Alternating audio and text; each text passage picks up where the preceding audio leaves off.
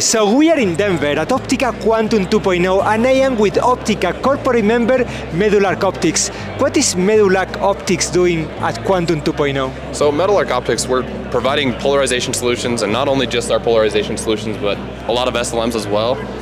We know for anything quantum, if you're using an optical tweezer of any sort, our SLMs are the fastest switching SLMs on the market.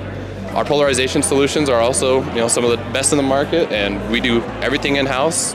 So if you need something custom, you can talk to us about it. If you need something just a little special, we do, our engineers talk to you directly, and we're really helpful. So you specialize in spatial light modulators, also liquid crystals, polarizers. What is the problem that you are solving to the quantum community?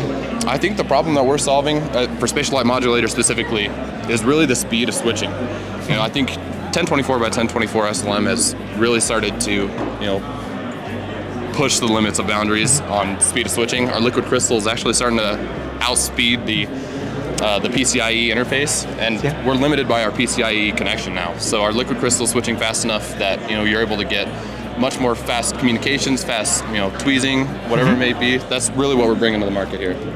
Yesterday we had the Optica end user workshop, and there were some companies there like NASA, like a Canadian Space Agency, Boeing, telling us what they needed. What do you think? How do you think the market for quantum technology is going? Do you think that it's going more towards an engineering challenge and not anymore a physicist challenge?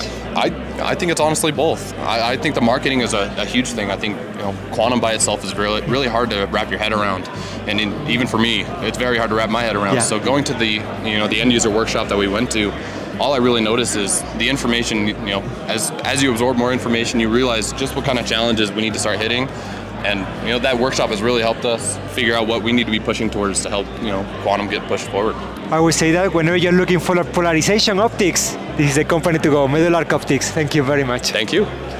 That was awesome. Wow, one take.